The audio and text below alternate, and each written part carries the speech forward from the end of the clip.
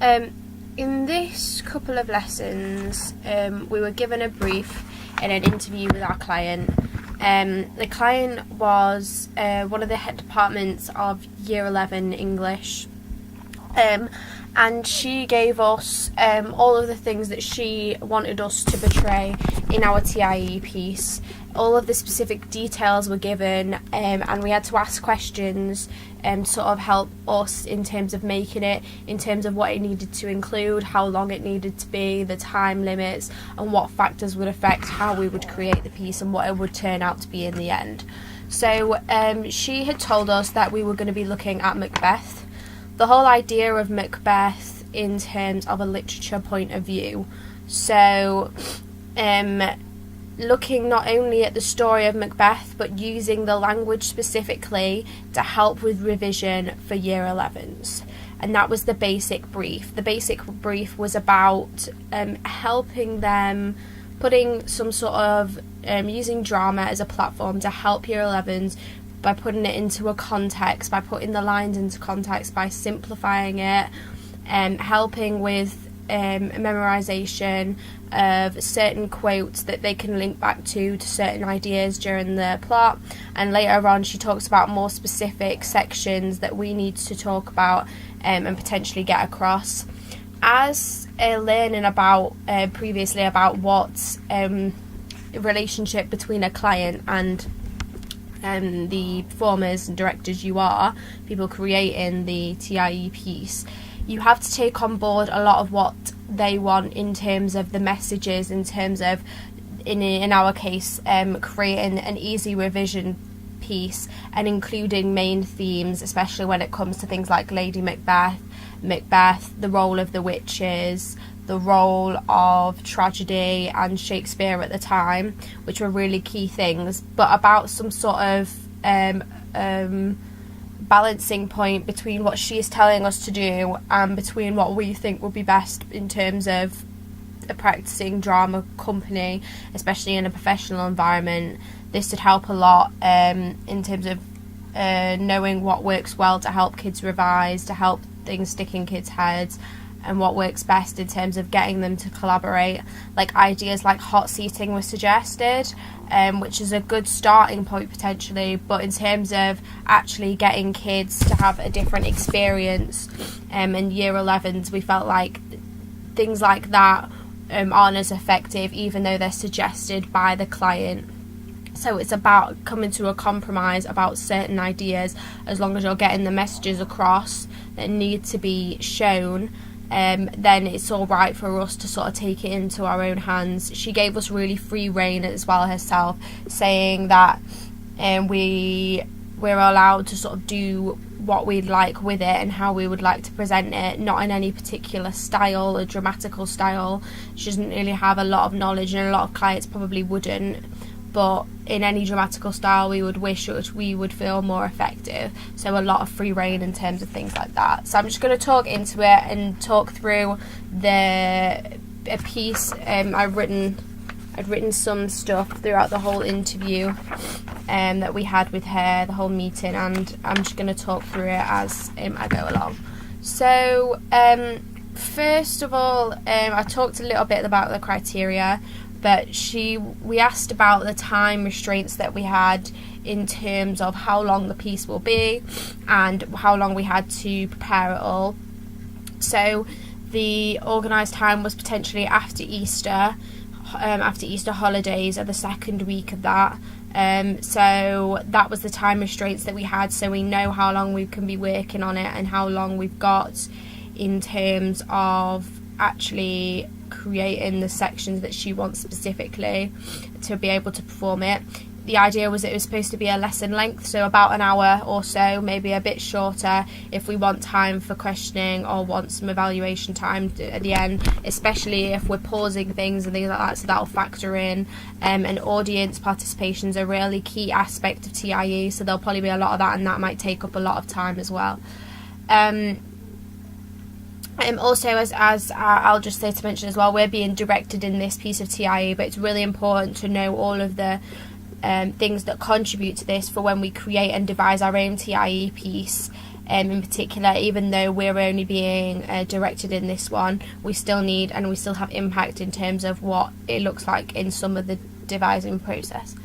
And then she talked about some of the things that she wanted us to include. So revision and the basic plot points. She wanted some key speeches, character motivations, analysis of language, theme, and character analysis. So that means it's a lot to do with linking the characters, their motivations, how we perceive them, and then linking it to the language that they can then write about in their exams. So in terms of what she wanted us to use is probably quite a lot of key quotes, ones that are transferable, ones that potentially other schools may not look into, ones that can be used for different themes such as feminism, such as tragedy, such as progression of character. She wanted us to have these transferable quotes that can be changed depending on the different themes. She also in mentioning character motivations, analysis of language. This might be tricky to do, but trying to create the piece of drama so that we're analysing the language, but so that it's in a memorable way.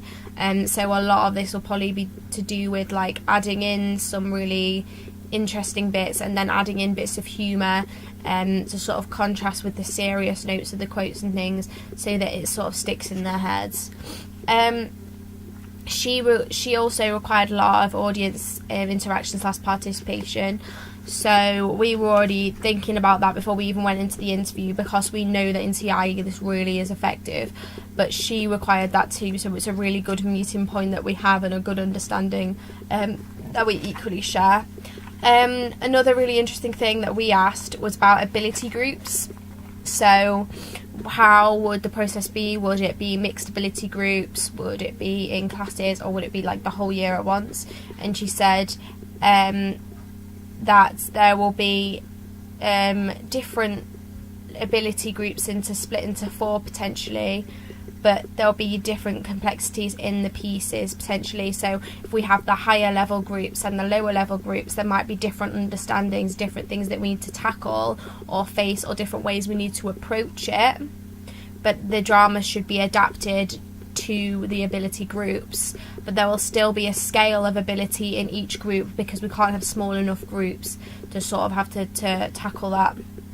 So there'll still be ideas of tailoring the piece of drama, the TIE, to the ability groups, so that it's most effective for people and their understanding of the Year 11s. Obviously the Year 11s are close to us in age group, so we have a better understanding, and we've been through the whole experience of exams, so we have some understanding ourselves, but it's about making sure that even the people of the lower ability groups achieve the same things as the higher ability groups, but it's done in a way in which they can achieve the most out of it. Some of the things that she mentioned, and this is a couple of things that we added to it as well, were hot seating, voiceovers, layers of characters, so pause and analysis, contexts, the idea of feminism, development of play and linking to bigger metaphors, character development and storyline. So in some of those we can consider as more important things, and we can look to tackle those in ways that we find most effective as drama students and as Mr. Chip directing us. And others we can look at and maybe think we could do that in a different way. So as I talked about already, in hot seating, the whole idea of it is nice, but it will be more effective potentially done in a different way, like the layers of characters in pause and analysis.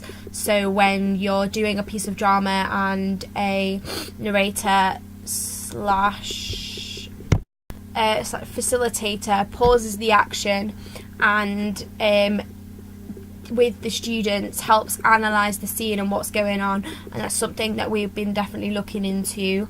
The idea of voiceovers is very similar to the idea of a facilitator. Then we've got the ideas of context. She said that she wants everything to be put into context, so I think that's in terms of historical context of Shakespeare at the time, and then also context in terms of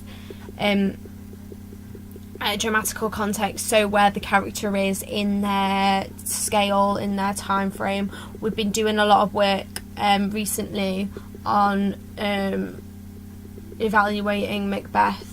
And when you look at Macbeth, there's a lot of character points where they progress, and so we talked a lot about in this interview about how a character might start off as innocent, and then they have this build up to being quite malicious and a cruel intent, especially people like Lady Macbeth and Macbeth himself. So on that contextual scale of their change and transformation and where they are during the play, and the ideas of feminism is a theme, a message, and you can get a lot of quotes, pick out a lot of characters that come across linking to that whole theme.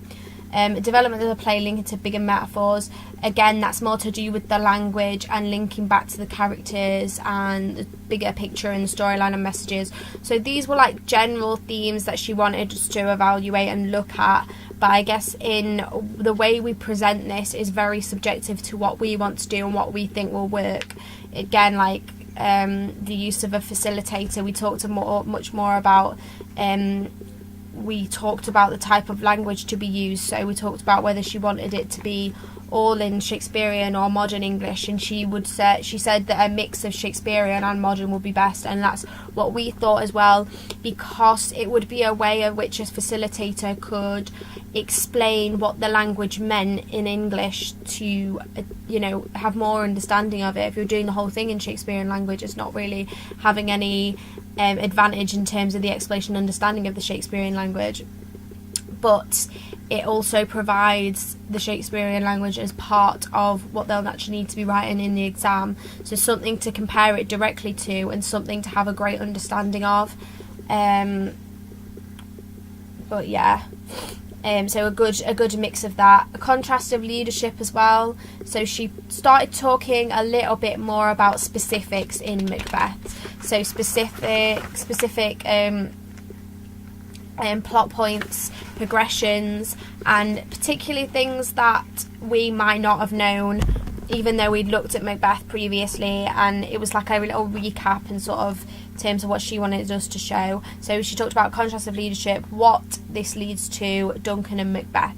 So the whole idea of Duncan being a good king, Macbeth being a bad king, but Duncan's downfall is due to Macbeth's thirst for power, and his wife's as well, Lady Macbeth.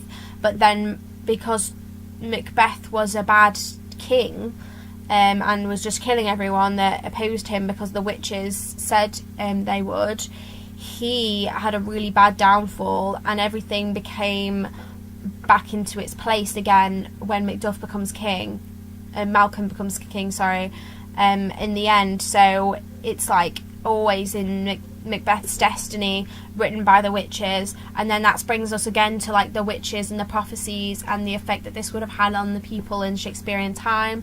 All of this, the witches are a great facilitator as well, and something that we could potentially use as models. She talks about what makes tragedy. This was really important as one of the major things of Shakespeare, especially because he looks at tragedy a lot and it could come up as a major theme question in the exam. So about the idea of tragedy, and as well as getting all the messages across, the overarching messages about tragedy, linking it to that. And then she started talking about plot points. So number one was the witches and the first meeting of the witches and the first telling of the prophecy. Then it was the first meeting of Macbeth and Lady Macbeth. And then she talks about Macbeth's doubt and Lady's manipulation. So all about the ideas that Lady Macbeth is further along this scale of trying to obtain power, and she manipulates Macbeth to sort of pull him along this scale from innocence to malice, I guess. And then it was the murder of Duncan and relationship deterioration between Lady Macbeth and Macbeth himself. The whole idea that she has got Macbeth to kill Duncan and he has immediate guilt and doubt. And then she is also doubting, but she does not feel safe. She feels like they're going to get found out, and this guilt drives her mad, and this is when she starts picturing the blood of Duncan on her hands from the daggers, and she has nightmares and becomes an insomniac, and so does Macbeth himself as well. And then Banquo's ghost, which is often skipped over, but the whole idea of like the importance of Banquo's ghost in terms of like metaphors and things like that, and the effect that this has on Macbeth. Also the whole idea that it's straining on him, that he is seeing Banquo's ghost, and that of the time ghosts were really quite scary to the people in Shakespearean time.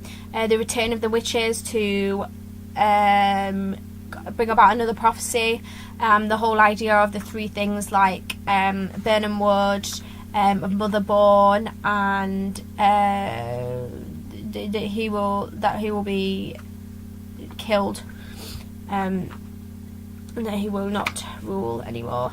And then Malcolm and Macduff, so the idea of like masculinity, stereotypes, gender roles, comes really about with the contrast between the way they talk about the men. Malcolm Macduff, even when a lot of Lady Macbeth and Macbeth's conversations in terms of like masculinity and gender roles, and a lot of Lady Macbeth, so the contrast between the scenes with Lady Macbeth and Malcolm and Macduff are a major contrast and show a lot of masculinity stereotypes and gender roles, and they're really important if we want to get across the idea of feminism or gender roles at the time, especially contrasting to now. So that's something that we could explore really interestingly with using a contrast of Shakespearean language and modern language to sort of talk about the stereotypes at the time and the stereotypes now. And then finally contrasting Macbeth and Lady's death. So the tipping point of Macbeth and Lady Macbeth's death is really important as well. Something else that is really controversial at the time, and also I think like a lot of it plays about with the ideas of religion and black magic and things like that, because you've got the idea of witches, and there's also this underlying message as well that often, because Lady Macbeth is like a major manipulator like the witches, she's one of the witches and she's often viewed as that, so that's an interesting plot point that we can talk about as well. She wanted us to reference to the exam, but obviously we needed to make it memorable for revision, so keep referencing the importance to memorise things for the exam, put it in the context of potential exam, but don't stress on the exam too much, because we want them to remember this for the revision. Potentially they could even go back to the things that they had heard in our TIE piece to help them memorise certain things, so potential like mnemonics, as long as it's in a drama way and as long as it's still useful and can link it to the exam and the context, then it's okay. When we talked about styles, I've already talked a little bit about the contrasting of styles. Obviously with a client, they may not know a lot about drama styles, so when we asked her that question, she talked about a contrast of dramatic, realistic monologues, and having that to be a motive, I guess, because then you can get the motivations of characters across to an audience, to the kids, so that they will know that, right, this is a sad monologue, this is what the person is trying to show, but then explained in a Brecht way, by breaking the fourth wall, by having audience participation, by having a facilitator who provides this context and sometimes humour, because a juxtaposition can provide humour sometimes. So yeah, and then she had added some humour, entertainment aspects, so it's about having this good level of contrast, which also we agree on, to provide humour but also knowledge, also emotive and character motivation and context. And then she put into the context of the play of the time, Shakespearean audience, and compared it to today. So basically that was everything that we were given. We talked mainly about the main themes of what she wanted us to get across, and then we can research more about Macbeth, we can research more about the characters, breaking them down, and how, because even if we know the play really well, how are we going to show this effectively to a year 11 audience to captivate, to entertain, and to make sure they're engaged so they remember the stuff and keep it so that they can revise from it. So it's really important to remember all of that, so it can be transferred across, and that's what we're going to be working on in our TIE.